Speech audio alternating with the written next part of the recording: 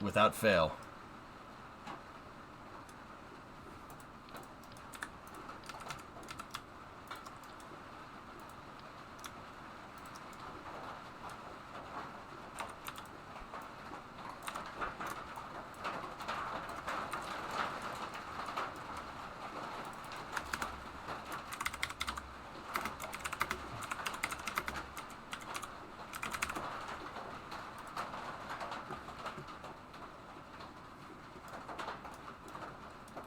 Okay.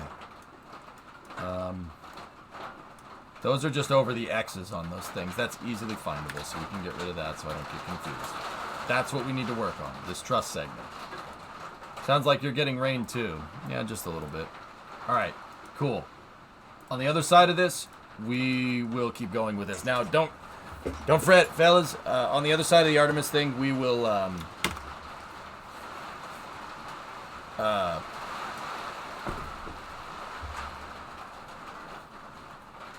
we'll keep going. We're going all the way to the Hakuto R mission, which is a Falcon 9 mission that's launching at 3:30 in the morning, so we got plenty of time. No, we're not going into the garage. Nope.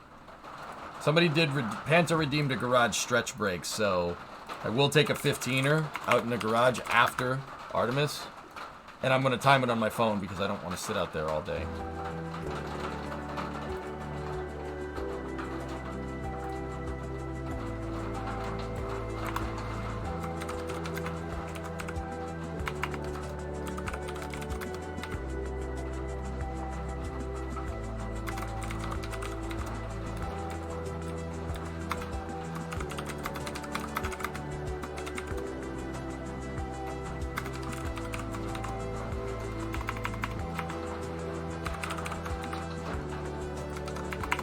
Changing up the title.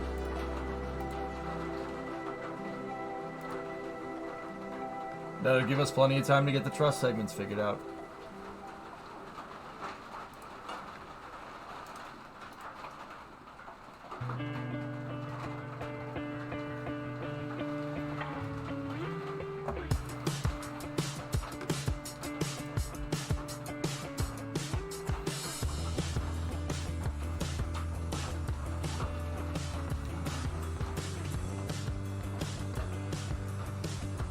Jim, thanks for the 57-month resub a little bit earlier. I do appreciate it. Sniper had a 64-month or two.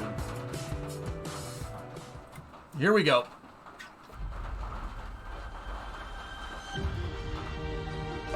What is Hakuto? Lunar lander.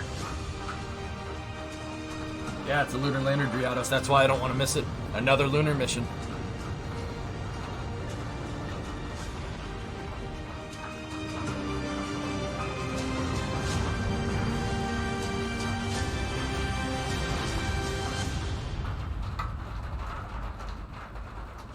Good afternoon and welcome to NASA's Johnson Space Center here in Houston, Texas. I'm Shaniqua Marine and we're here today to talk about Orion's upcoming distant retrograde departure burn, setting Orion up to exit the distant retrograde orbit, which it's been in for the past 5 days. Orion lifted off atop the Space Launch System from the Kennedy Space Center on November 16th and a planned splashdown on December 11th. We're going to hear from a few folks off the top. They'll give opening remarks, and then we'll move on to question and answer session. And those in the room and on the phone bridge will have an opportunity to ask the panelists some questions. To my left, we have Mike Serafin, Artemis I mission manager. To his left, we have Zeb Scoville, the deputy chief flight director. Beside Zeb is Chris Edelin, the deputy manager for the Orion Vehicle Integration Office. And last on the end is Philippe Delou, the Orion European Service Module Program Manager from ESA. Good afternoon, everyone. All right. Well, Mike, I'll toss it over to you to give us a little quick overview of everything Artemis I. Okay, and thank you, Shaniqua, and good afternoon, and thank you for continuing to follow our program. We are on flight day 15 of our Artemis I test flight. I'll just briefly summarize the activities of the mission management team since I was here to talk to you last. Yesterday, we met for about 35 minutes. We had a non-decisional meeting, and it was largely to synchronize the team. Today, we did have a decisional meeting. It ran for about an hour and 10 minutes, and the decision was part of a pre-planned decision gate, and it was to essentially give the go to depart the distant retrograde orbit and start the process of returning Orion home to Earth. And all of our mission management team members polled go for returning Orion back to the Earth. If we could pull up the Artemis I mission map, I'll just show where we are relative to our overall mission profile and decision gates. November 16th was our decision gate to launch the Space Launch System and the Orion spacecraft at Bullet 1 on this test flight, and we got all the way through the point of translunar injection and headed outbound towards the moon on that green line. We've completed that green line and have entered the distant retrograde orbit as part of the two maneuver sequence, bullets 9 and 10, the outbound powered flyby and the distant retrograde insertion. And we are past point 11, the farthest point from Earth.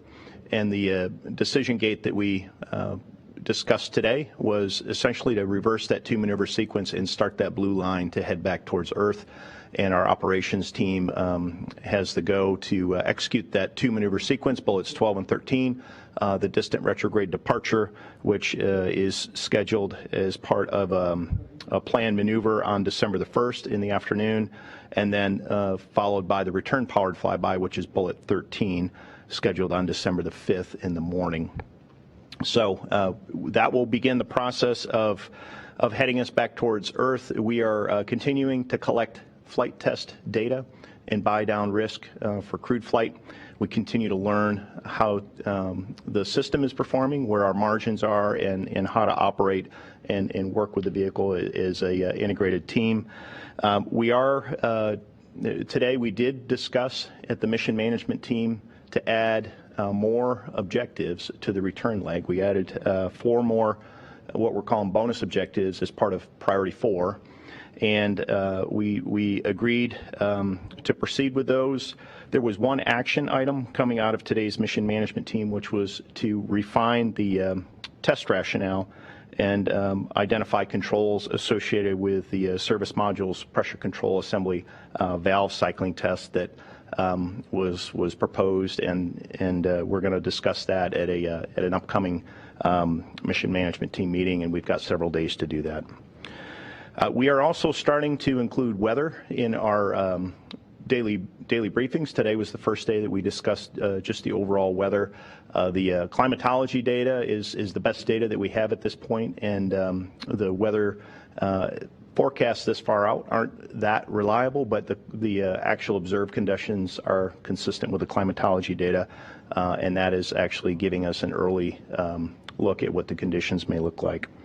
We also reviewed our recovery concept of operations with our recovery operations lead, Melissa Jones, out of the Exploration and Ground Systems team, and she's on the West Coast working with our U.S. Navy team to correct one point from the prior briefing. Our recovery ConOps has the one Weldeck ship, 2 helicopters, 4 rigid hull inflatable boats. I said 2 previously, but there's 4 rigid hull inflatable boats to assist in recovery operations of jettisoned items, 2 smaller rafts, and then we have a fixed wing aircraft. So we reviewed our recovery operations and the concept of operations to set up for our splashdown and recovery of the Orion capsule on December the 11th. The team that is performing the recovery operations is at sea right now, performing just-in-time training with the Navy, and they'll return on December the 3rd. If we could roll the Flight Day 14 video images. Along the way, as part of Priority 4, we continue to collect remarkable images and share that with each and every one of you. This is a view taken yesterday, a video taken yesterday that was downlinked today, and it was just cleared for release, and shows the Orion service module in the foreground and one of the solar arrays. So Orion is performing a selfie. Leading the solar array wing, you can see the Earth, and following the solar array wing, you can see the moon. And this is just a remarkable image. We can continue to collect those and post those and share those as we get the imagery down. That said, in the foreground there is the European service module, and we could not do this mission without our European Space Agency partners. I myself was the lead flight director for the launch and delivery of the Columbus module to the International Space Station in 2008. And in the course of flying Space Shuttle Atlantis on that 12-day mission, we honored one of our partnership commitments to the European Space Agency and delivered the Columbus module. And that has been an active part of the International Space Station complex since February 2008. ESA has been a long-term partner, many decades with NASA, and we are very proud of that partnership. Without the power and the propulsion that the service module provides, we simply would not be able to execute these missions. So my sincere thanks to Philippe Delou, our European Space Agency Program Manager, who's with us here today. I also want to thank the French government and President Macron, who visited NASA headquarters earlier today to just discuss ongoing commitments and partnership opportunities with NASA, and we want to thank the French government for their continued participation and partnership as well. So with that, I will turn it back to you, Shaniqua. Thank you, Mike. And up next, we have Zeb Schofield, the Deputy Chief Flight Director. Good afternoon. So I think Mike did a great job overviewing the mission, and let me just tell you, this has been an incredible mission to fly. The flight control team is enjoying themselves while they're learning about the vehicle. We're taking it out, really testing it to its limits and trying to understand how it performs and how we can learn more about it, because this vehicle really needs to be thought of as a human craft that will take humanity to the moon on Artemis II and III and subsequent missions. We have seen incredible opportunities and imagery that impress humanity from rovers on Mars like Perseverance, and from the James Webb telescopes, and from the Lunar Reconnaissance Orbiters, and this is not that. Those ones are made for imagery. Those ones are made for geology and sampling. This is a ship that's going to take humans to explore the solar system and cislunar space, and we're just thrilled to be a part of it. When we set our mission goals and objectives pre-launch for this mission, we had the expectation and the hope that we would be able to complete the mission, complete the trajectory, and get the vehicle to operate and get it down successfully to meet our criteria to be able to launch Artemis II with people on it. I would say with how well the mission has been going, we have found ourselves, rather than having to work anomalies, we're able to push the boundaries. And so with this, we are expanding the box, which allows us to tie and anchor analysis that we have that may have had some uncertainty with actual test and flight data, so that now the constraints and the limitations that we have, or the ability to understand the risks that we put our crew members in on Artemis II, can be reduced. And so with this, things like pushing some of the thrusters to longer duration burns. In fact, we just completed one several minutes ago that was our longest duration burn out of the RCS system. We're using attitudes of the vehicle to get different thermal properties on the vehicle, and all of that is telling us about the performance of the thermal systems, about the camera systems, the navigation systems, again, so we can know how is this going to work. If we have problems when the crew is there, how can we rely on the rest of the systems on the vehicle to take capability that may have been beyond what we considered our certification box going into Artemis I. And so that is all in the name of getting us in the best posture for humans to go back. A little bit about the upcoming maneuvers that Mike talked about. We have the distant retrograde departure burn. That is going to be tomorrow afternoon, Thursday at 3:55 p.m. That's a minute and 45-second burn, and that basically takes us out of the distant retrograde orbit and brings us on a close trajectory to the moon. As we swing by the moon, we're going to do a return-powered flyby. This will actually be the longest burn out of the OMS engine that we have. This is going to be a 3-minute and 27-second burn. And actually, throughout this mission, we've sort of been flying in Earth-Moon plane. This maneuver is actually going to bring us out of plane down lower across the lower section of the moon, which then has us bring and dip up as we re-enter into the Pacific from on a south to north trajectory is generally how that arc is going to work. As we fly by the moon, the lighting will be a little bit different from what we saw with the outbound power flyby. The imagery that we saw on that day was absolutely gobsmacking, and I was just taking pictures all day and looking up in awe at what we saw. And so let me talk a little bit about what we're going to see this time.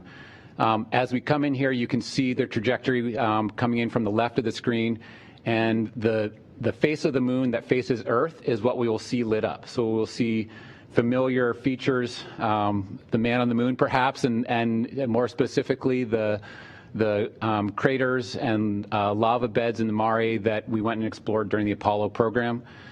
However, as you can see in this graphic, the part of the trajectory that is over those specific sites will be pretty far away from the moon. It's actually about 6,000 miles above the surface when we will be passing over some of those Apollo sites.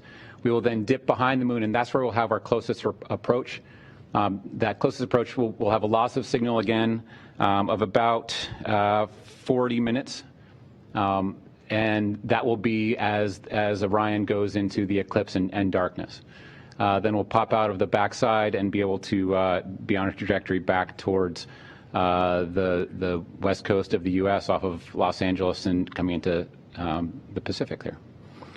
I think that's all I've had, and Chris, I can hand it to you. Okay, thanks, Zeb. Yeah, as Zeb said, we continue to be very pleased with the performance of the Orion spacecraft on the mission so far.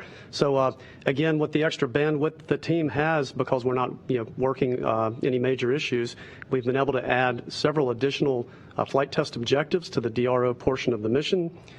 So we added 7 and just completed the final 2 additional objectives of the distant retrograde orbit. We just completed those 2 with the burn that Zeb mentioned. So for that burn, we did a approximately 100-second burn with the plus X or auxiliary thrusters, because the previous burns had only been about 17 seconds maximum. So by burning a longer period of time, we were able to achieve a thermal equilibrium in the thrusters and then measure the temperatures in that part of the propulsion system to compare that against ground testing, because obviously the space environment is very difficult to replicate in ground testing. So we want to take advantage to the maximum extent possible of the space environment to, again, test out and try out all of our spacecraft systems. As part of that OM3 burn that just occurred, we also looked at radiant heating on the adjacent solar arrays, so we could see, again, verify our thermal models, so we can hopefully reduce some constraints on solar array positioning during burns. One of the other focuses of our additional flight test objectives over the past 24 hours was the expansion of assessing the expansion of our attitude envelope. Normally Orion flies with the tail to the sun. That's our best thermal attitude. It provides the best power generation for our solar arrays. For Artemis I, we're flying a very tight 2 by 4 degree box, very tight constraints, again, because this is the first flight. But yesterday we were able to fly 3 different 5-hour periods in different parts of the broader 20 degree, plus or minus 20 degree design envelope for that tail to sun attitude. So again, that'll give us the ability to hopefully expand our operational envelope on future missions, and also to see how our heaters respond in those attitudes. It's probably not the most glamorous part of spaceflight, but heaters and analyzing your thermal performance of your spacecraft is very important, because as you can imagine, you don't want any valves to seize up in the cold of space, or have propellant lines or water lines freeze and potentially burst. So it's very important that we get good data on the thermal environment in these different attitudes, different orientations of the spacecraft, as well as the heaters tend to be big power hogs. They are one of the biggest impacts to our power usage. So by flying different attitudes, we're better able to analyze what our power usage is and hopefully free up some power for future missions. So we can go ahead and roll the transit time-lapse video. And this was taken on Monday when Orion was the furthest point from the Earth, and you can see the Earth passing behind the moon there. This again is a time-lapse video. The reason the Earth and moon are moving about in the sky is because Orion is not pointed at a constant point in the sky. We're flying that attitude deadband that I talked about. So unlike James Webb and Hubble Space Telescopes, again, we don't point at a precise point in the sky, but in order to save propellant, we allow the spacecraft to move around a bit. So that's one of the additional detailed flight test objectives that we'll be doing again, as part of our return phase of the mission, is looking at different attitude control modes, different digital autopilot settings to try to determine if we can save propellant while we're holding attitude, different deadbands, different control parameters. So these are all things that we're going to do to, again, give us more operational margin on future missions and provide more capability. So before I conclude, I do want to mention I wanted to describe the team from Orion that's supporting the mission. We have engineers from the program that are working in the Mission Evaluation Room, or MIR, in the Mission Control Center. And these are folks from NASA, from our prime contractor, Lockheed Martin, as well as from the European Space Agency. And they all bring a wealth of knowledge. Typically, these are engineers that have years of experience either designing parts of the Orion spacecraft, in some cases building it and checking out and testing the components, writing the software. So again, they bring a wealth of deep knowledge. And during the mission, we support the MIR 24/7, working closely with our flight operations counterparts and assessing the vehicle performance. In many cases, it's comparing how well Orion is performing on orbit compared to ground testing. Some cases, we may see little glitches, little, we call them funnies in the data. We'll assess that, look to see if we can determine, is there anything we need to be worried about? Is there anything we need to change in terms of design, assembly, or testing? Or is it just this is the way the hardware is going to work, so it'll influence and give us data, information that we need for the flights going forward. And of course, for a couple of the anomalies that Mike's described over the past few briefings, the MIR has been an essential part working with the flight operations team, again, to assess the anomaly, what impacts they'll have on the mission, and then to go back and look at detailed ground testing to see if we can tease out what's the root cause of some of these anomalies, or in the case of the Star Tracker, for example, we learned that this is actually how the system is going to function in the flight environment. So again, we're learning a lot in the MIR, working with our European colleagues who are an integral part of the MIR. We have actually 17 engineers from Europe, engineers and managers that came to Houston that are participating in the MIR, sitting side by side with their U.S. colleagues. So just as Orion could not fly without the European Service Module, we could not fly this mission without the expertise of our European colleagues. So with that, Shaniqua, back to you. Thank you, Chris. And lastly, we'll hear from Philippe Delou, the European Service Module Program Manager from ESA. Thank you. So good afternoon or good evening if you are watching us from Europe. So it's not obvious when you look at the pictures which are broadcasted that there is a significant European contribution to this vehicle. As Mike said, the service module has been built in Europe, and the service module is providing critical function, indispensable for Orion to fulfill its need. The propulsion, which has put Orion in this moon orbit, the distant retrograde moon orbit. The thermal control, which provides the rejection the heat rejection, in order to provide a crew with, when there will be a crew, with a proper, adequate atmosphere to live in. But also to keep all the system thermally at their operational temperature and ensure their function. And another big one, which is the electrical power generation through the solar arrays and the distribution to the rest of the module. So we are very proud of that our system is functioning perfectly. It's even better than we ever expected. It's beyond the performance we expected. As probably has been said before, the propellant margin have kept increasing throughout the mission through the excellent performance of the system. We are rich in power. The solar array produces more power, about 15% more power than planned, and the consumption is less. And the consumption is less because basically the thermal environment is much more benign internal to the spacecraft that we had foreseen. So this is one of the big lessons learned for us in the design of the spacecraft, is that the interior of the service module, the temperature is much more stable than what we initiated. That's what we have learned here in space with this mission, and it's a big lesson learned because, as Chris said, if it's the temperature is much more stable inside, you need less power to activate the heaters to heat items that would be too cold, and if you eat less power, you have much more power for other things. So it's an essential lesson learned. Also, we have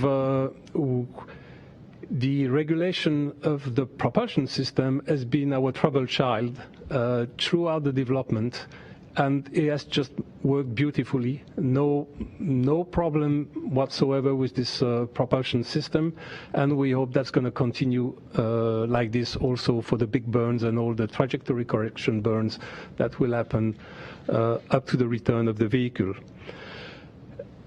As Chris said, yes, we have many engineers here, but we have also engineers following the mission real-time in Europe. We have a control center in Europe with engineers taking over, let's say, taking part in the 24-hour shifts.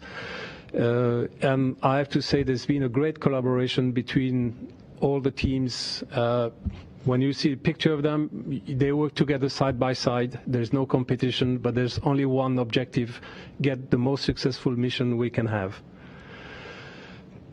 And finally, I would like to conclude by saying that ESA is on board for the big adventure that we're starting with Artemis I. Artemis I is just the first, the test flight of a series of a future mission. The Artemis II is already, sorry, not the Artemis II, but the service module 2 is already in Kennedy, being prepared for the Artemis II mission. And the following service modules up to ESM 6 are being built in Europe. And last week, our ministers have approved the funding to start the manufacturing of the service module for the Artemis 7 and 9 missions. So we are really on board with NASA in order to make this exploration to the moon, to Mars and beyond a success. And I was very pleased to hear that President Macron was visiting NASA today and was, let's say, presented the success of this mission.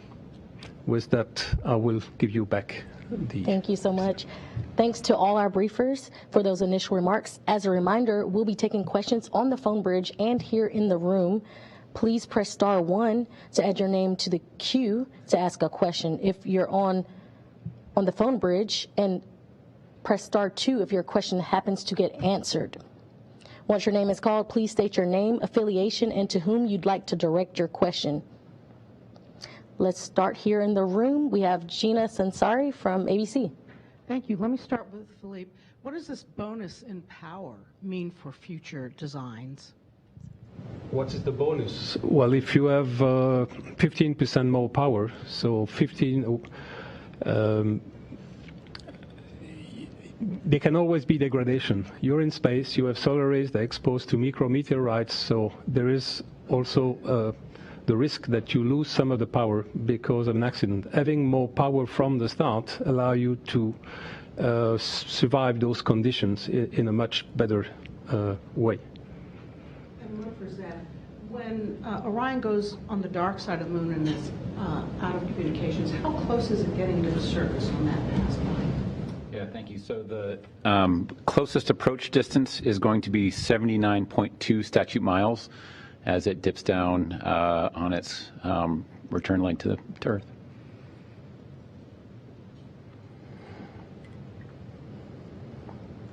All right, and we'll go to the phone bridge now. First up is Marcia Dunn with the Associated Press. Yes, good evening. From Mike or Zeb, When you leave orbit tomorrow, does that put you on course for a December 11 splashdown no matter what? I'm just wondering if that's a point of no return once you fire the engines. There's no going back and hanging around at the moon any longer. And how much wiggle room will you have in and around the splashdown site if bad weather pops up? Thanks. Yeah. Okay. Either way, is that okay? So the return powered flyby burn commits us to returning back to the Earth, obviously, and there is a little bit of modification we can have in terms of the timing, but it's on the order of hours, not days. And that is managed through a series of return correction trajectory burns that we can modify that slightly. We're going to be looking at weather, as Mike started to say, on the days leading up to the return powered flyby, and that's really what commits us to the trajectory path. As I mentioned, how that lowers the trajectory, and so that we dip down out of the plane and then come up from the south to the north towards the west coast of the United States. And that picks our time. And so we're going to be looking at what the weather systems are like off of the coast. And there is some variability that we can have on different trajectory lines. Basically, by how much we dip down will affect how much we approach from the south or more from the west. So we can target different approach vectors into the coast to pick the best weather and timing. And then there's also lengths along that trajectory where we can land short or extend the reentry to be able to land a little bit longer, so we have some variability on the landing track. Thanks, Marcia.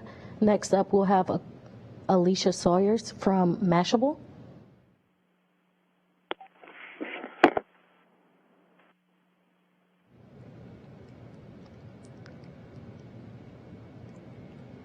Good. Try to make this sort of simple for me in terms of explaining why that maneuver allows for a more precise way of landing than the previous methods used, for Apollo flights. Hey, Alicia, we lost part of your question. Could you repeat for us? Sure. Sorry about that. I was hoping that someone could sort of talk me through the skip entry and explain why that maneuver allows for a more precise way of landing versus the methods that were used for Apollo flights. Yep. Alicia, thank you for the question, and Zeb can add anything here, but it's not necessarily about precision. It is about the G-forces, the skip reentry that we're performing during the Artemis program using Orion. Actually has a lower G profile because we bleed the energy off through the course of 2 dips into the Earth's atmosphere. The systems today, however, are far more precise than what we flew in the Apollo program. So the precision of the landing simply through the guidance and nav and flight control systems that we have on this vehicle are more precise as a result of that. But the skip reentry profile is not specific to precision. It's specific to the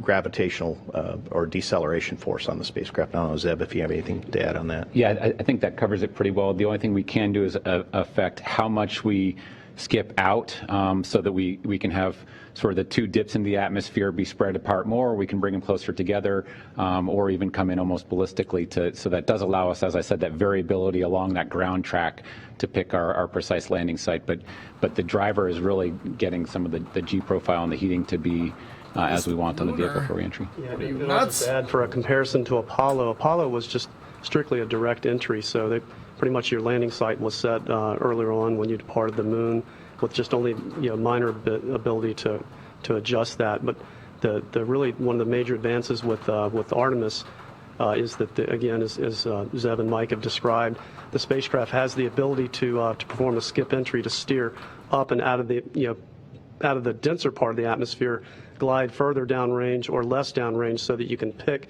the best landing site within that couple thousand miles of downrange steering capability. Thanks, Alicia. Next up, we'll have a question from Jeff Faust, Space News. Good afternoon. Question probably for Mike Serafin. You mentioned these 4 additional bonus objectives. I'm curious if you could outline what those 4 objectives are, and where are you now in terms of percentage of completion of the overall mission objectives and the percentage still in progress? Thanks. Yeah, Jeff, thank you for the question. The additional objectives in all of these are going to occur after we exit the distant retrograde orbit. Let me find my notes here real quick. We are going to cycle and monitor the leak rates on the pressure control assembly. So this is the helium that is used to pressurize the propellant tanks. Just to understand the leak rate that occurs as we cycle these valves. Understanding that over the course of longer and longer duration missions is very important. And once we get the propulsion system after the return powered flyby on December the 5th in what they call blowdown, where you don't need pressurization to augment pressurization of the tanks, affords us an opportunity to understand that. We are also looking at a increased attitude maneuver rate to basically pitch the vehicle at up to 4 degrees per second. And then the last objective, I gotta find my notes. We're going to fly. We're going to fly part of the mission in a 3-DOF. Yes. So we normally when we hold attitude with Orion, the autopilot is very sophisticated. When it fires thrusters to hold attitude, it makes sure that there's not a translation effect. So you don't have any uncoupled thruster firings. So we've got a different attitude control mode that loosens that up a little bit. It allows small translations as an artifact of the attitude control. So we're going to try that out in order to determine how much that perturbs the trajectory. And if that works, if it's a small effect, we'll go ahead and accept those slightly greater perturbations, because holding attitude in a 3 degree of freedom mode, we expect to be will save propellant. Of course, that propellant then comes in handy for maneuvers or other mission objectives. Yeah, and Jeff, in terms of the completion status, so the 7 bonus objectives that we added the last time we came and talked to you, all those are complete. The last 2 were completed just as we started this call with you.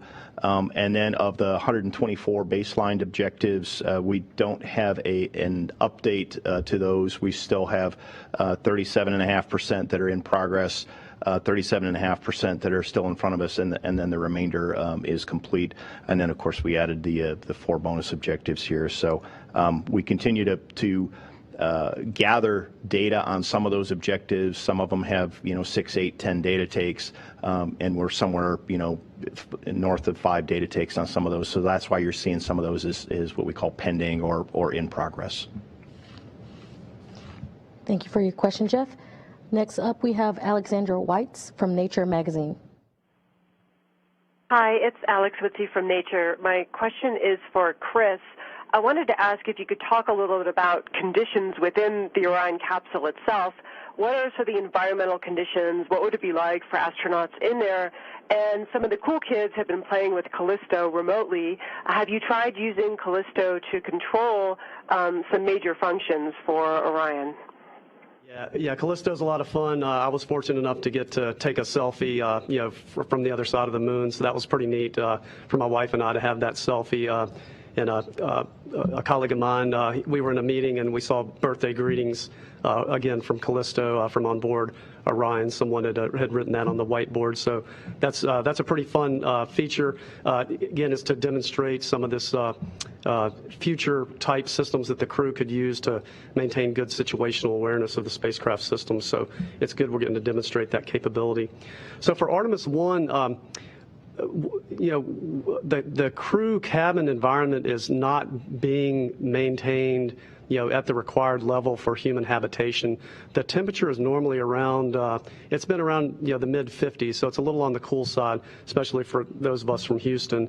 So we're not actually flying the atmospheric revitalization system, the life support systems on this flight. We do maintain a pressurized environment, again, a reasonable temperature for the systems to operate, but we're not really testing the life support components on this flight. That's going to be the big objective for Artemis II. When we fly the crew, we will be flying, again, the air revitalization system, the CO2 scrubbers, the food systems, the water supply systems. So all of that will be the first flight for those systems on Artemis II. Thank you. And next question we have is from Robert Perlman from Collect Space. Hi. I think for Mike Serafin, but looking at the different type of flight profiles that were based on the launch date, you could have been in DRO for up to, I guess, 19 days. What if this had been the longer profile? What more would you have been doing in addition to what you've done over the 6 days that you actually have, or what are we missing by only being in DRO for 6 days?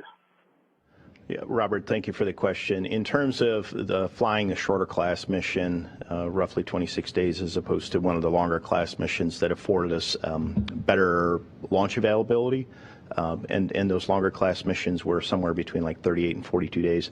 It's in the margins. It is fewer data takes that we get. So as I mentioned earlier, when Jeff asked the question about completion status of the priority 2, demonstrate the vehicle in the flight environment, and priority 4, bonus objectives, we continue to gather more data using the same sensors, but at a different distance from Earth, at a different distance from the Moon, and under different attitude and thermal conditions.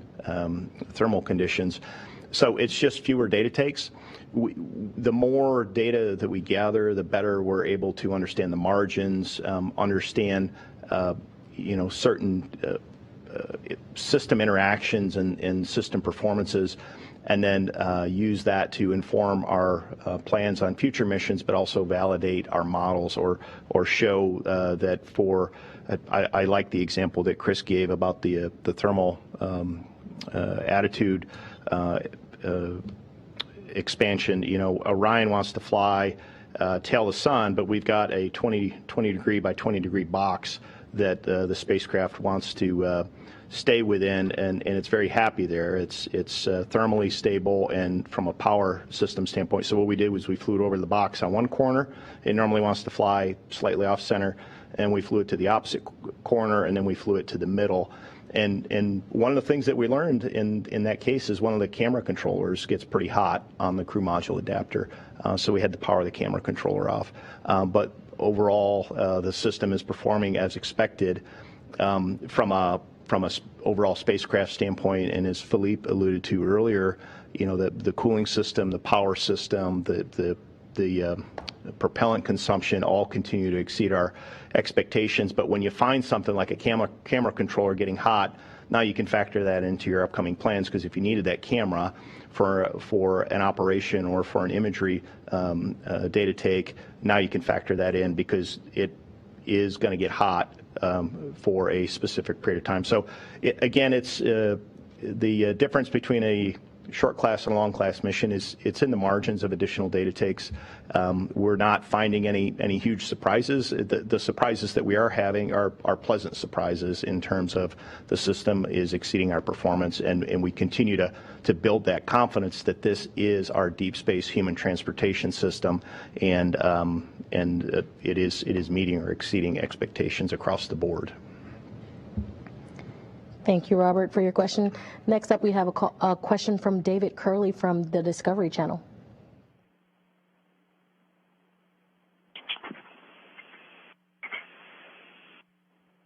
Any personality traits to give us a sense, a description of how this spacecraft flies, how it acts? David, we might have lost part of your question. Would you repeat it for us? I'll try. Yeah, I'll happily try again. It's for Zeb.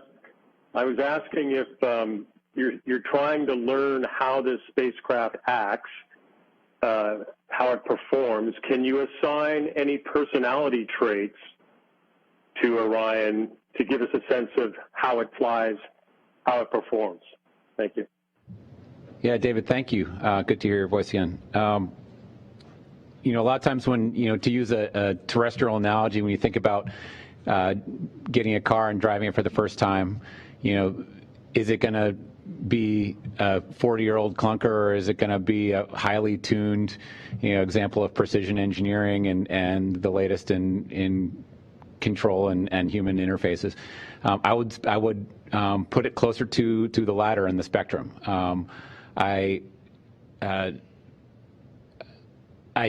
We all came into the mission expecting to have challenges, and the team went through a lot of simulations and tests to be ready for the bad days.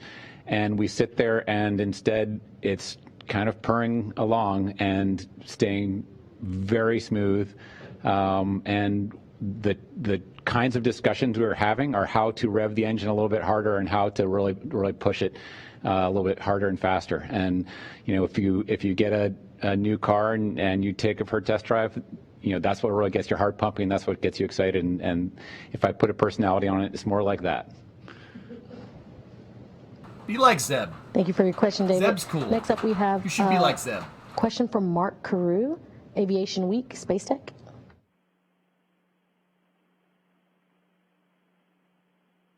Could you give us the times and the duration for the burns that are planned tomorrow, December the 1st and December the 5th?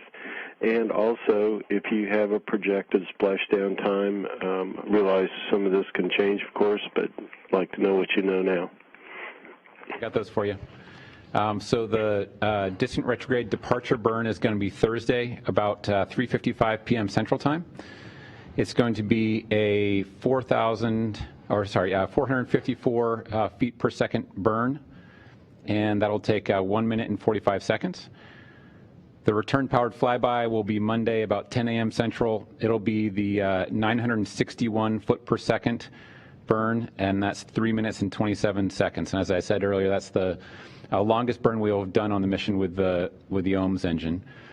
And then your last question was for splashdown. That'll be Sunday, December 11th, approximately 11 a.m. As you said, there's going to be some variability as we manage the trajectory corrections and as we look at precision weather.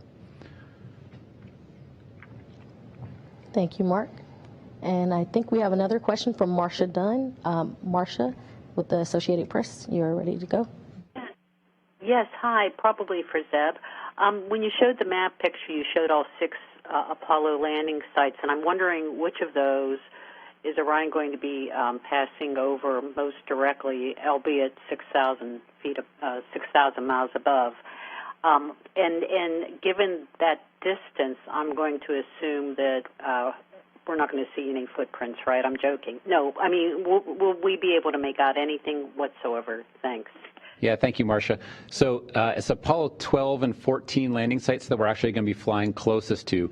As we said, it's a pretty high distance off of the surface as we go by. We are absolutely going to be pointing cameras at that area.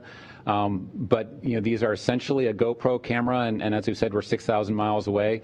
If you can imagine being in Houston and pointing a GoPro in Paris and trying to see a Volkswagen bus there, you're not going to see it. But there are a lot of geological features with craters near those sites, and we will be able to make out large features of the moon that we will be able to retroactively go back and identify sort of what those were. But there was a lot of optical navigation imagery that I think has gotten out to the public that people may have seen. It'll be that kind of level of resolution is what we're talking about as we go by. And so it'll be more of a tip of the hat and a historical nod to the past as we fly this spaceship to the future and get set to bring humans to the South Pole.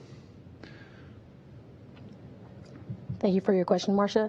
And we do have a few more minutes. If you would like to ask a question or another question, please press *1 on the phone bridge, and we will get you in the queue. And we have one more in the room with Gina Sanseri from ABC. Mike, you didn't talk about any funnies today. Were there any funnies today? Yeah, Gina, I would say the one I don't know that I would call this necessarily a funny. It was a finding from the thermal envelope expansion attitude test that we did was we found that the camera gets hot on the crew module adapter when we fly a specific attitude.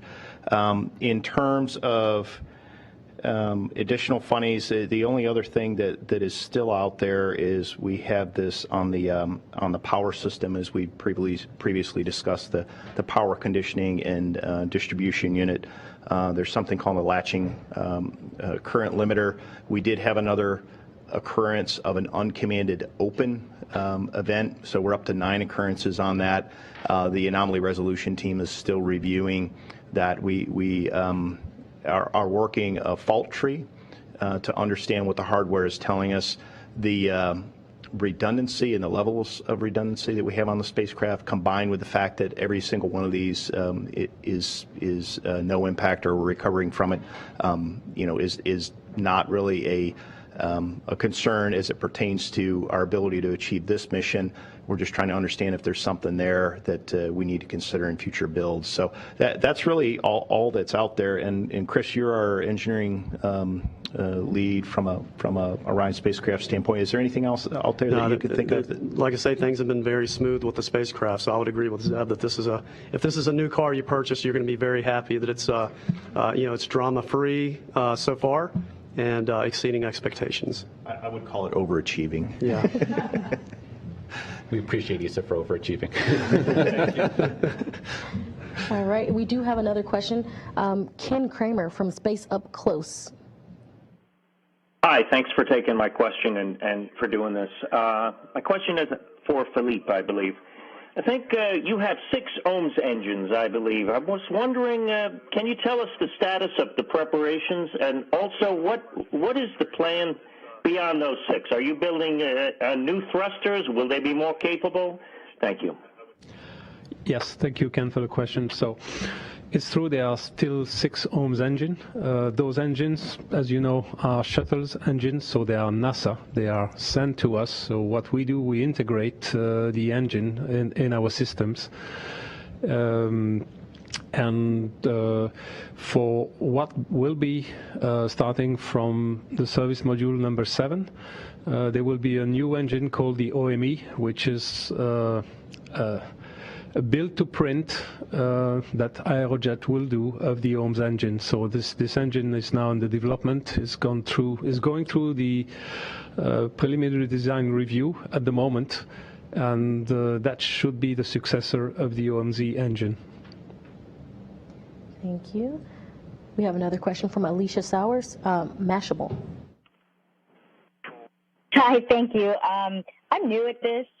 Mike, maybe could you explain for me what exactly is a funny? How do you define that, and how is that different from like an anomaly? Yeah, Alicia, thank you for the question. A funny is something that we put on the wall, on the marker board in the mission evaluation room, and we decide what does it mean. We don't quite understand what it means right now. Some things are clearly failures if the fault detection and isolation kicks in, or some of the automatic self-test hardware says, I'm not working properly, throws up, the avionics box throws its hand in the air and says, don't count on me, kind of thing. That's a failure.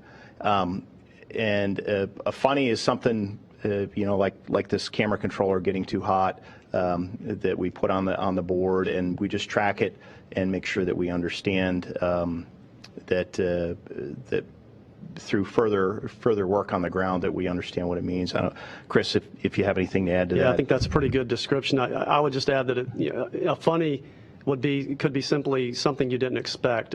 We go into the mission with simulations, with ground testing, with analysis, so that predicts how a system will perform. Then in the real world, you might see some slight deviation from what you expected. That's why we call them a funny, and you sort of go and look at that, and maybe you go back and look at the ground testing to see if there's any indication or some interaction between systems in the flight environment or some other environmental effect that would cause that. But certainly we look at the funnies very closely within the MER. We work with our flight control team, the flight controller counterparts, to understand, is that a sign of some impending failure, or is it just the way the system works? So it's good to get the runtime on orbit and in flight in order to see how the systems perform. Thank you for that question. Next up, we have the last question we'll take for today, and that's coming from David Curley from the Discovery Channel. Thanks again. I guess this actually could have been for the next briefing.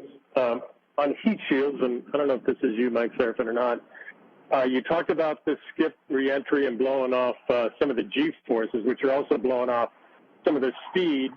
And is part of it to aid in the performance of the heat shields, or just the G-forces? Yeah, I'm not quite sure I'm following the question, David.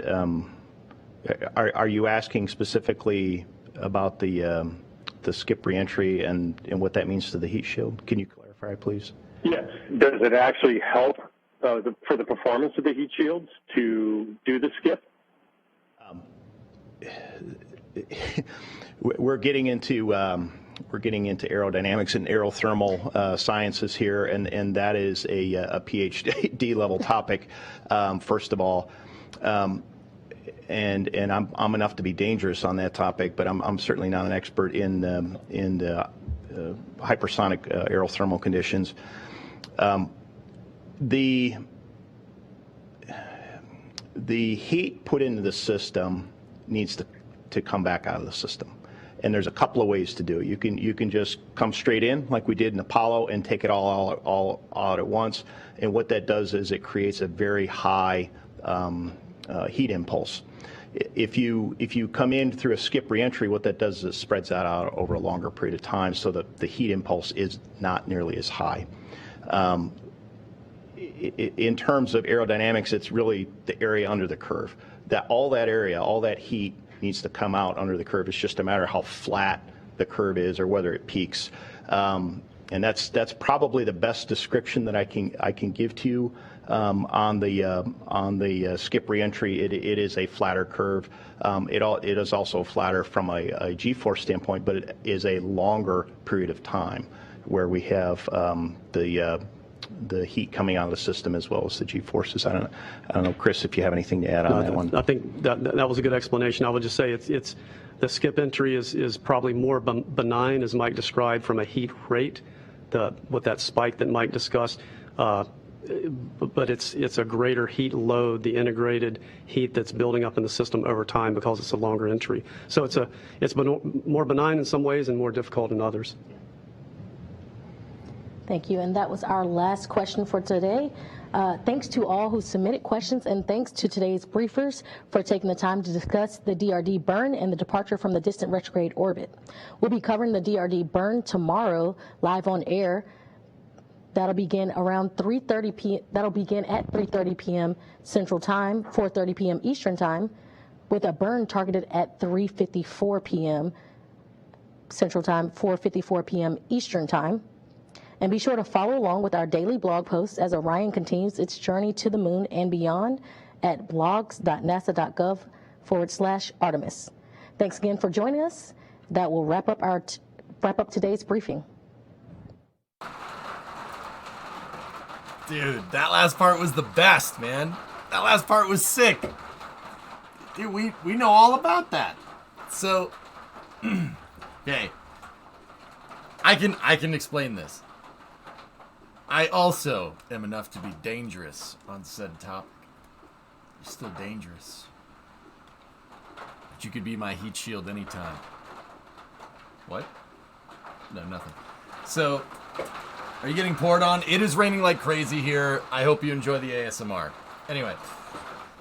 So, when you're coming in through re-entry, okay, it's not about your heat impulse, as Mike was saying, heat impulse is always going to stay the same, right?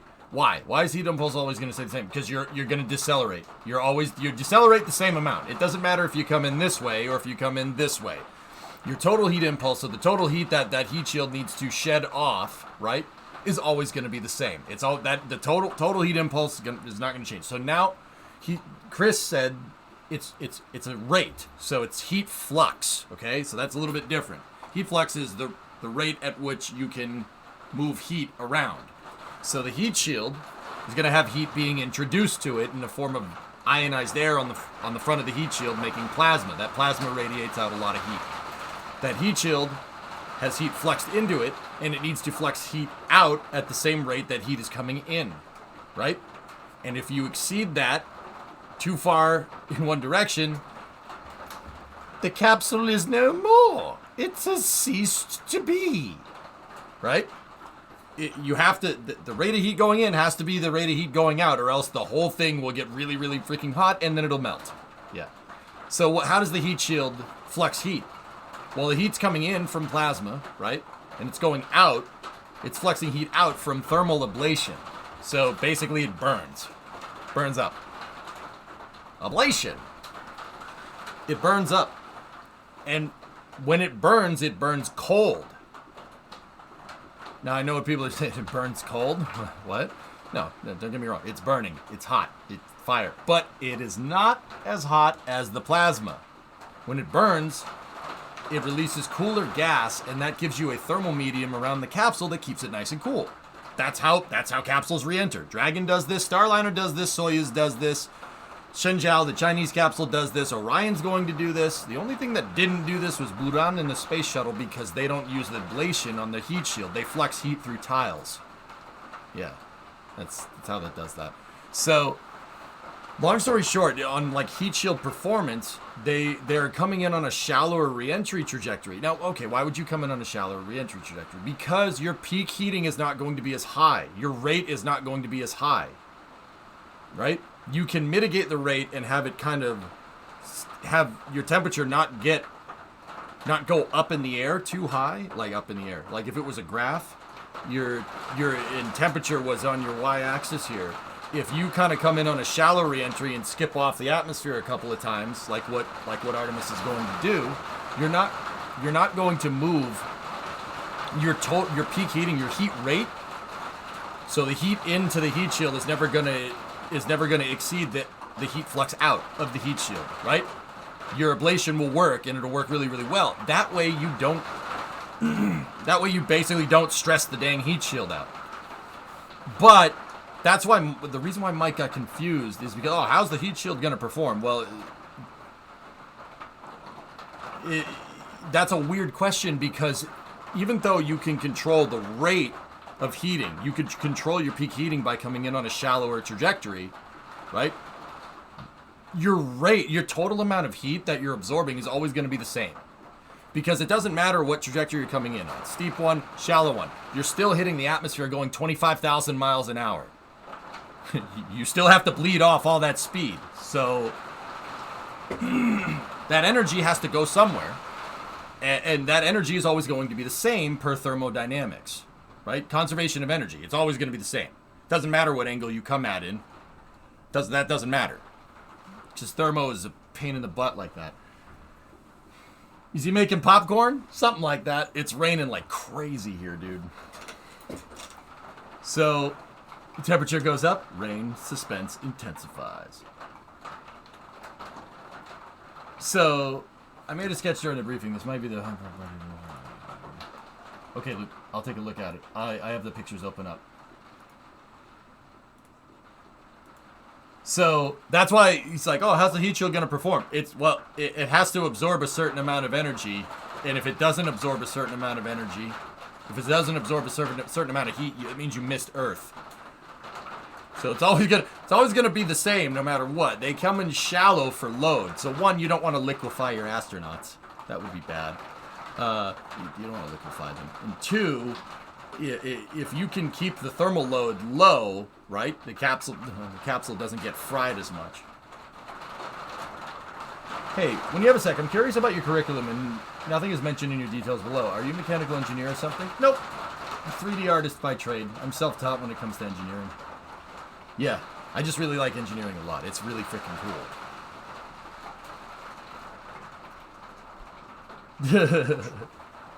The Neuralink thingy is in 3 hours, guys. He has a better mustache than me. Yeah, it does, doesn't it?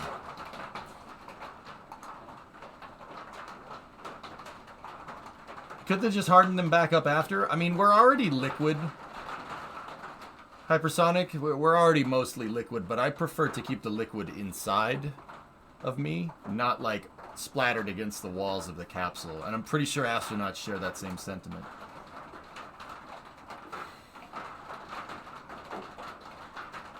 Is it possible to not bleed all the speed off? It's possible to not bleed all the speed off, but that results in negative headlines. I mean, yeah, if you want to, yeah, exactly. That's why Mike got confused with that question, because, oh, heat shield performance. No, it's either you either got your flux rates right or you didn't. And if you don't, that means, well, you're going swimming really fast.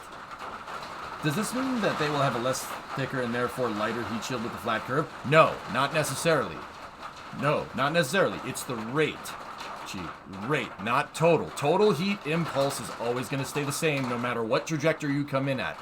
But you might be able to make it a little bit thinner because your peak heating isn't as high.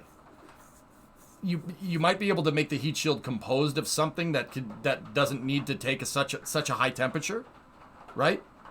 And you might be able to save mass that way, and I'm going to guess that they probably are, but then again, Orion is super freaking heavy.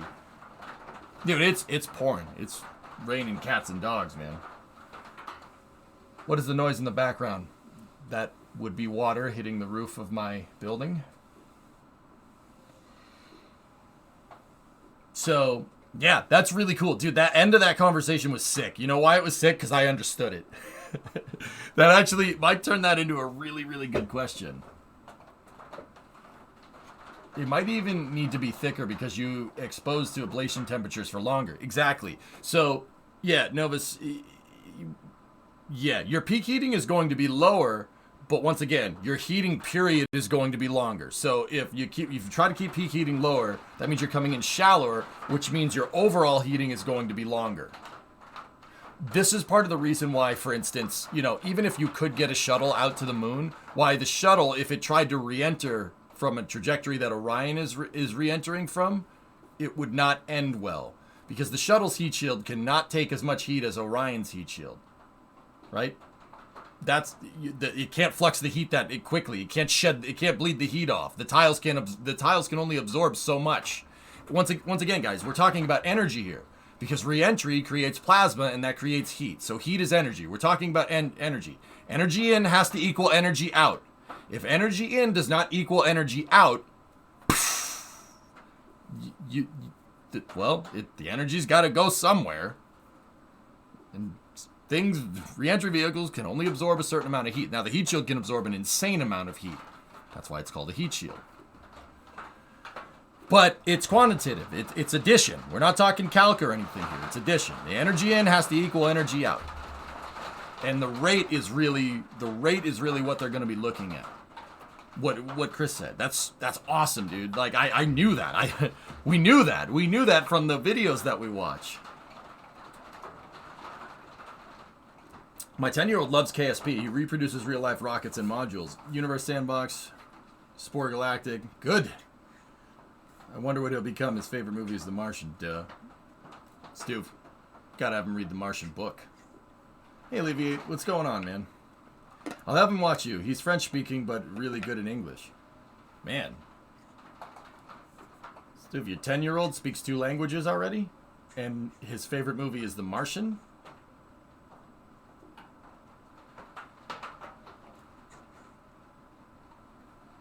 Nice. Magnifique.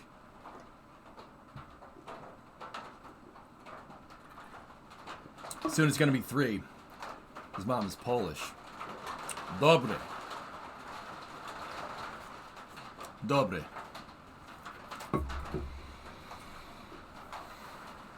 Yeah, exactly, Aqualex. I really wish I really wish I'd done that. Learning a language gets really, really difficult when you get older.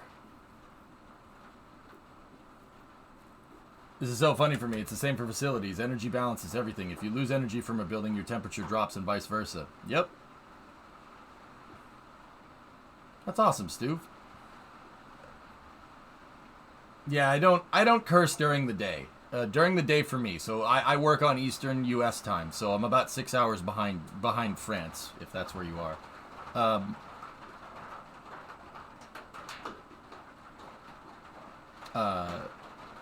Late at night, like late night streams when I'm not doing educational stuff, tends to get a little rowdy in here. But yeah. Oh, you're in Quebec City, not France. Oh, okay. We're in the same time zone. Yeah. So during the day. During the day. Oh, excellent.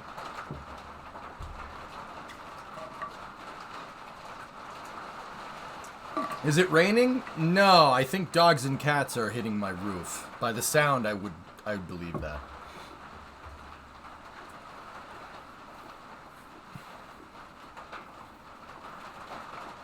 Excellent. Thanks for being so reactive to chat. Of course, that's what I do. Dogs and cats living together, mass hysteria. One of my favorite parts of that press conference was mentioned early on that the ESA has contracts to build service modules for 9 Artemis flights. Yeah, and how about that OME engine? We knew about that. I shared that on Space News a little while ago, but I think it's a prudent time to reshare that. Yeah, they're making 3D printed AJ-10s, Aerojet Rocketdyne.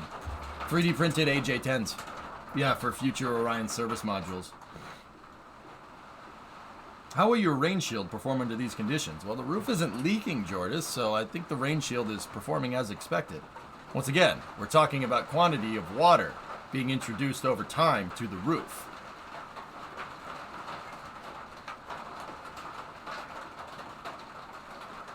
That's really loud. That's really loud. I should put some sound deadening up there. NSF article goes into core stage 2 at Michoud in the EUS. Ooh. Correct me if I'm wrong, but an AJ-10 is almost as dead simple as you can get, right? Helium pressure-fed hypergulls. Yep, very simple. Because on-orbit engine. It's this guys. That AJ-10 is the same engine. Okay. First of all, the one that's in Orion right now is literally an engine that flew inside of the space shuttle.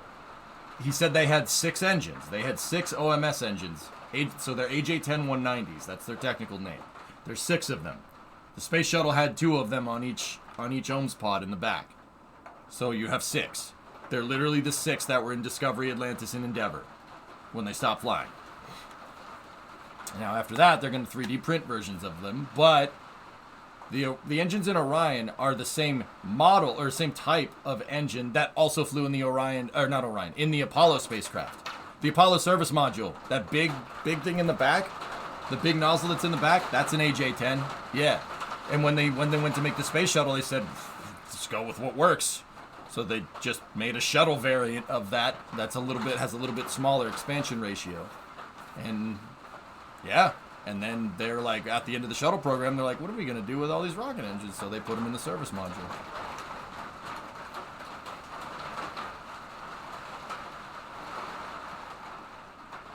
It's strange when you sometimes slip up during the day. It's like hearing a teacher drop an F-bomb, yeah. But once after hours it gets effects, it goes away entirely. Yeah. I can flip the switch off and on, but sometimes I make mistakes. I was thinking it was the sound of the spiders and flies doing battle for dominance of your garage space. You've had infiltrators so far. There's a reason why I keep the spiders around, caveman. I don't kill the spiders, I kill the flies. Because, they eat the flies.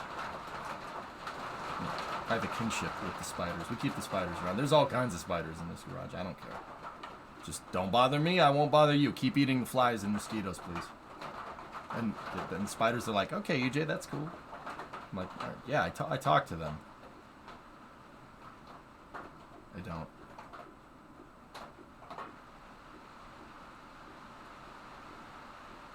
Flew on Challenger. Yeah. Yep. I wonder if they're going to give it a bigger nozzle for those OME engines. Dude, MotoKid, we saw a big one here on stream the other day. There was a huge spider in the garage. That thing was like bigger than a quarter. It was big. It wasn't a Black Widow or anything. Don't worry, I know to steer clear of those. But he was a big boy. Like, almost golf ball sized, man. It was big. Here, my garage has got this massive spider here.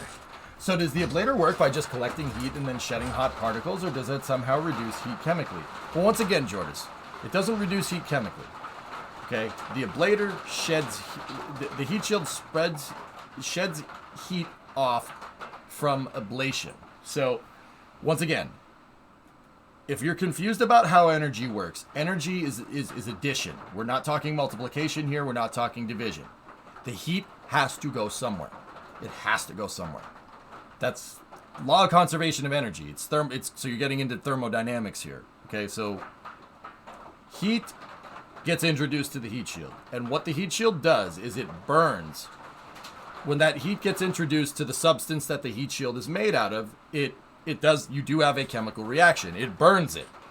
It literally combusts it off. Don't get me wrong, it's not like an explosion or anything. It just burns it off. Like if you hold heat near a piece of wood, it'll burn it, right? Same idea.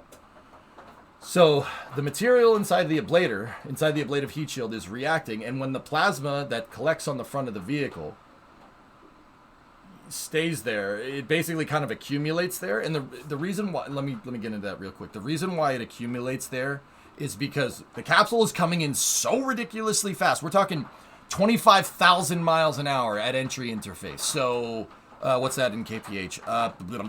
38,000 kilometers an hour, something like that. It's pretty fast, right?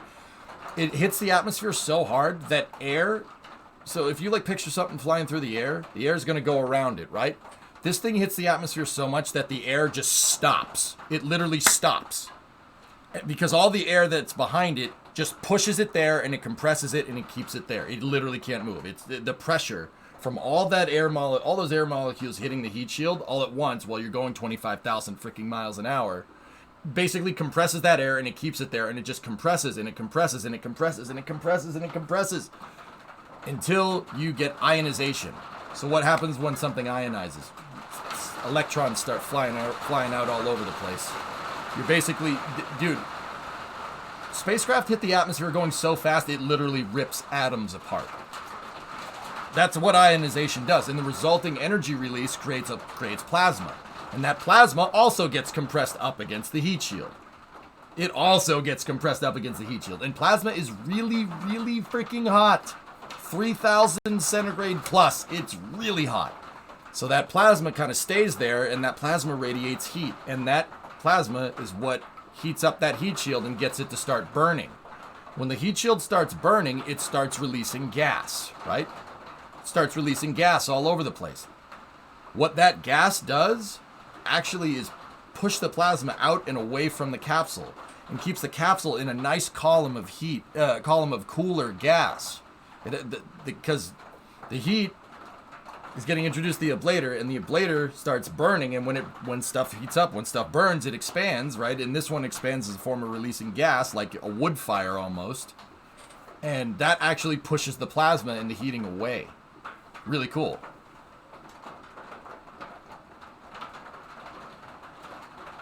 Simple ablator is cork. Cork is a great ablator. Wood, I keep using wood as a kind of I keep using wood as an example. It's a lot like that. An ablative heat shield is like a campfire. Yeah, pretty much.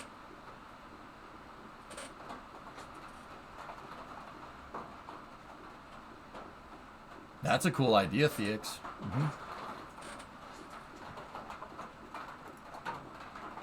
Here, yeah, that's a good visualization. I was just about to give you guys a picture of what that kind of looks like. But here, take a look. Whoop. So this is some computational fluid dynamics simulation of a heat shield. See?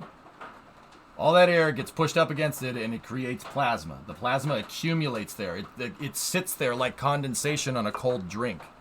Like, you know, you pull a cold snack out of the fridge, right, on a hot summer day, it's going to condense, and it'll just accumulate a bunch of moisture on the outside, right?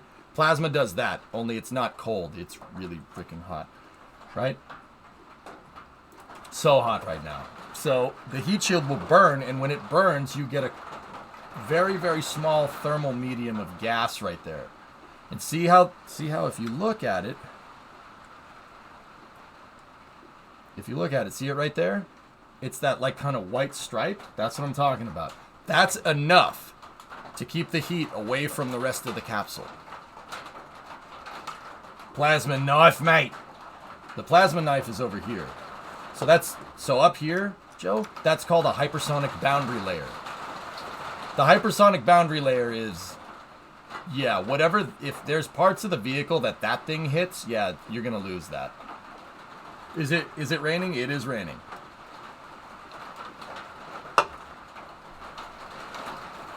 I guess any asymmetry in the heat shield might cause the capsule to spin. Yeah, Fluffy, the heat shield has to burn completely uniform. Heat shield tech is pretty hardcore. Can it stop? Like, can you stop? Like, it's been pissing down rain for like 3 hours.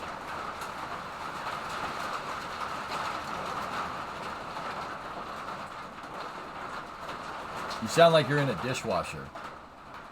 Frilled, out of all the things that people have said to me on the internet, that's probably one of the weirdest things. Needs to change the channel. Yeah, change the title to Yes, It's Raining. Yep. So, interestingly enough, to get back, it's funny because it's true. So, Fluffy Cloud, heat shields are completely uniform. But they're not uniform in the way that you think. Okay? Here.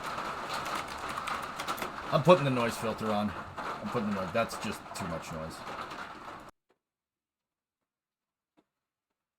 I'm putting the noise filter on. It's going to distort my voice a little bit.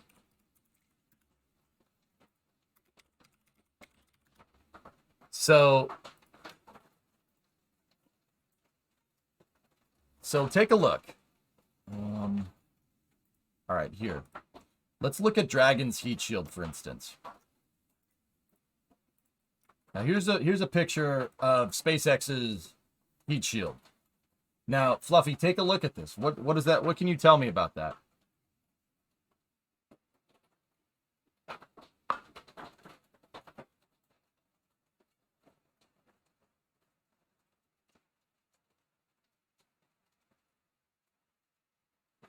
It's an OBS one, Evan.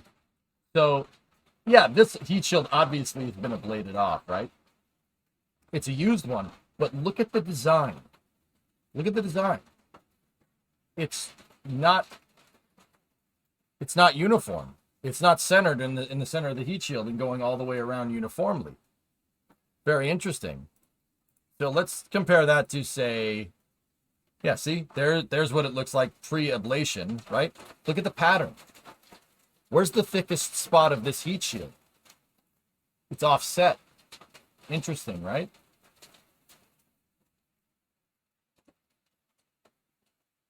So the heat shield does have to burn uniformly, but here's the thing about capsules, okay? And they figured this out, I think it was during the Gemini program. NASA figured this out.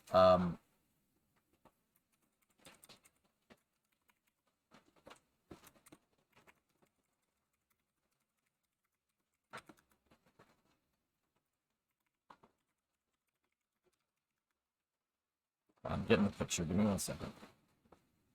So check this out.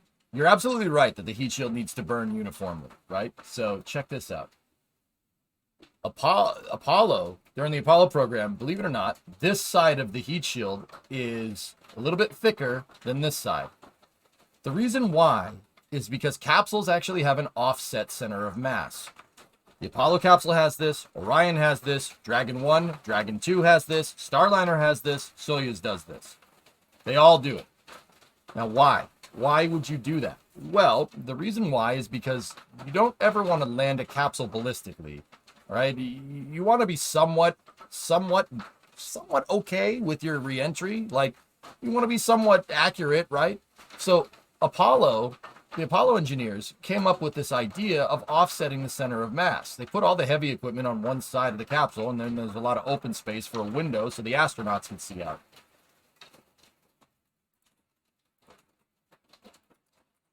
Yeah, see? Look at Orion's. Orion is the same deal. Slightly offset. I know it's slightly offset because if you look, there's a pyramidal piece right there and the rest is all square. See? Slightly offset. See that? They have like a keystone piece right there.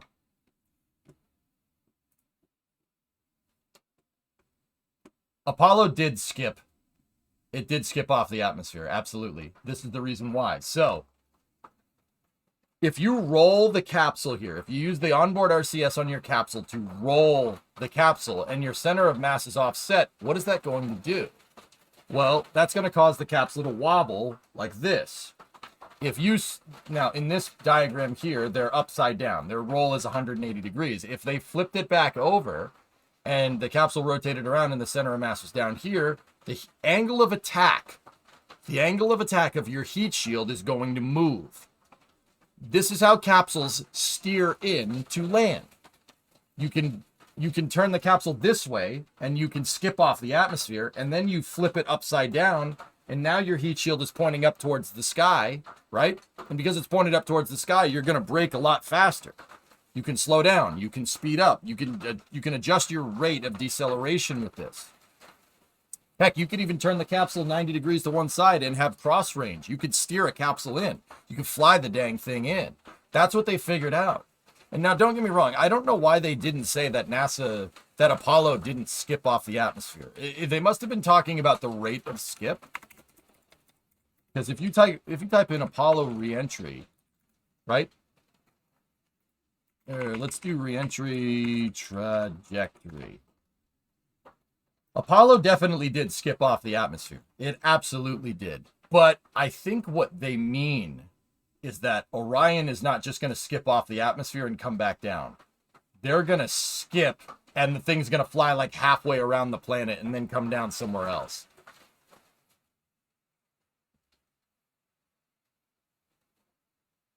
Yep, see? Orion's is slightly offset too. And the heat shield being slightly offset is to take into account for an offset center of mass. You want the thickest part around your center of mass.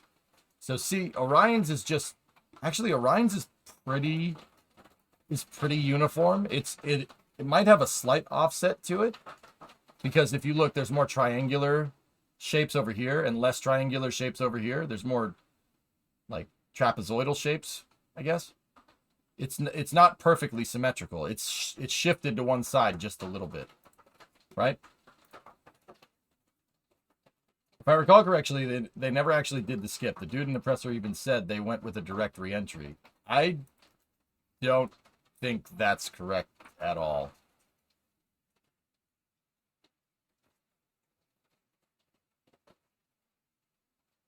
Exactly, MotoKid. I think that's where people are getting confused. Skip implies gaining altitude. I'm fairly... Apollo did gain altitude. They bounced off of the atmosphere. They absolutely did. They did that to make sure the heat shield didn't heat up too much. They did it for better heating, for lower peak heating. So with Orion, I'm pretty... So, okay, if you picture, like when we're playing Kerbal, okay? And you picture my shuttle reentry trajectory, right? Or just if you know the space shuttle, they didn't do the deorbit burn like right over the target. They did the deorbit burn on the back side of the planet, opposite side of the runway, and you'd go through reentry on one side, right?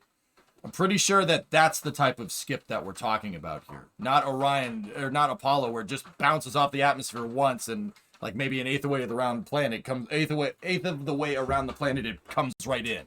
I'm pretty sure what Orion is going to do is it's going to re-enter, right?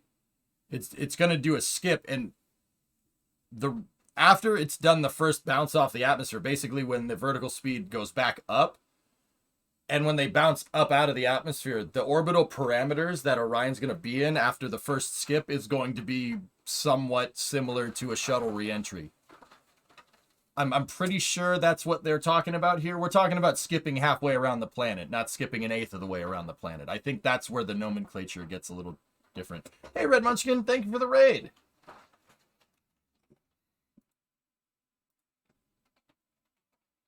But yeah, pretty cool, huh? Little things on heat shield. I know all about that stuff. That stuff's the best. Just really freaking wish it would stop raining.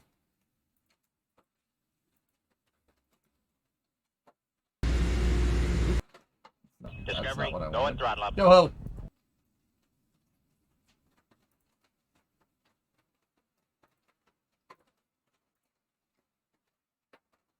Red, thanks for the raid. I do appreciate it.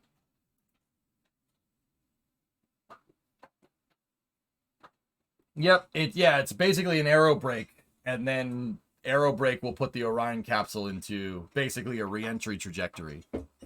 Like a typical re-entry trajectory that you would see from low Earth orbit, I'm pretty sure. But yeah, good stuff, dudes. Really, really cool.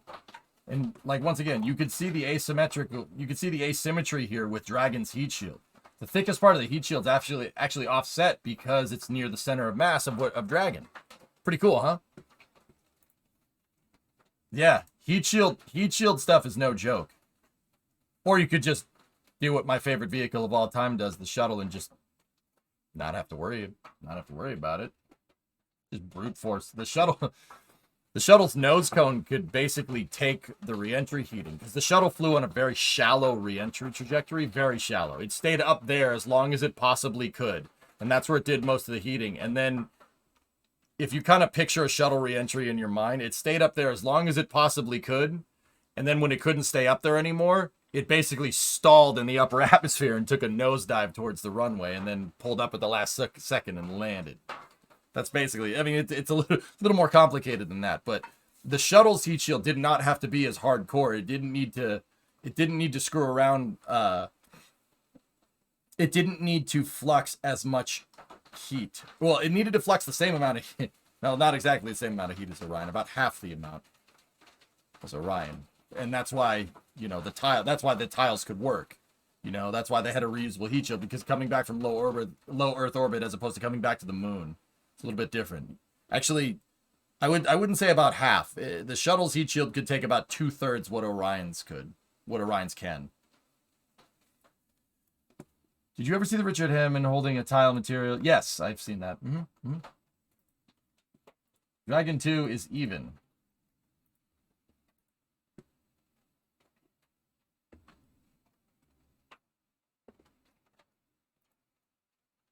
Oh, that's good to know. Weird flux, but okay.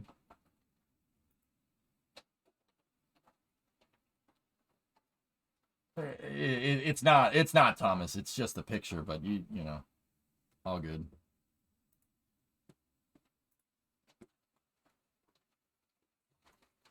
You know how I know it's not?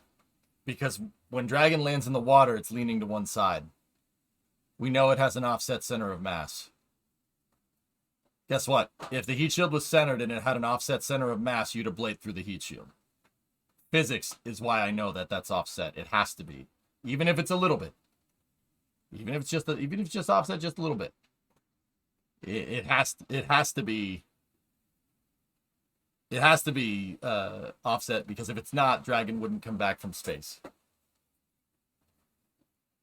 Like, you can show me the pictures you want. Like, even Orion's looks like it's centered, but it's not. It's slightly asymmetric.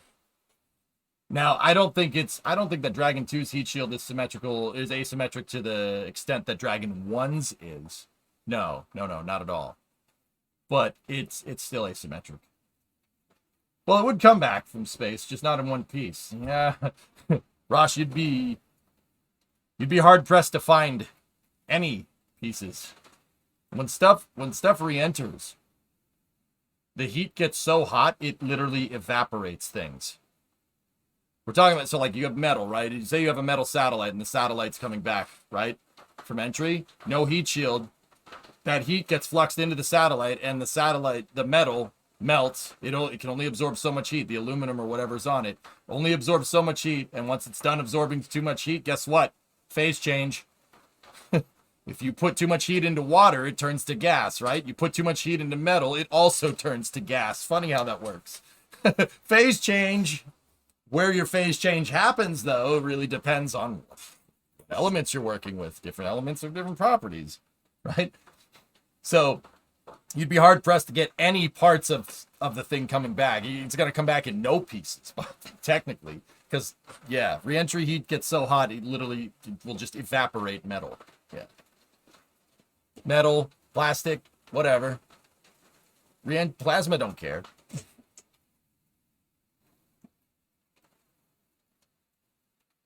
So how did Friendship 7 work so well? You say the heat should have to take heat evenly. The heat should have to take heat evenly. Type that one out again. So the landing angle could just be from the offset parachute. If it was loopy, why would they have the open parachute container as a ballast tank to prevent the capsule from tipping over in the water? You ever notice how that big cavity below the door gets filled with water when Dragon lands? That's on purpose.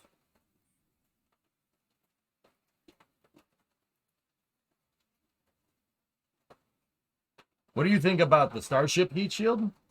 You know, Starship's heat shield is not similar to the space shuttles, and you're dealing with different material properties, right? So because Starship's made out of stainless steel, it actually has a thinner tile. Because steel can absorb way more heat than aluminum can before it really becomes a problem, right? And SpaceX has a custom alloy called 30X stainless or whatever. It's literally 30X, right? And Starship will, believe it or not, do something. It'll actually fly on a very similar. It'll fly on a very similar trajectory to the space shuttle. Starship will want to stay up there as long as it possibly can, because if you stay up there as long as you possibly can, your reentry heating temperature, your highest heating point is going to be net lower, but your period of absorbing heat is going to be longer. But once again, you always got to remember you're absorbing the same amount of heat no matter what angle you take at. The total impulse of heat is what it's called. Total heat impulse here for reentry is always going to be the same, because you always have to bleed off the same amount of speed no matter what angle you take. And in this case,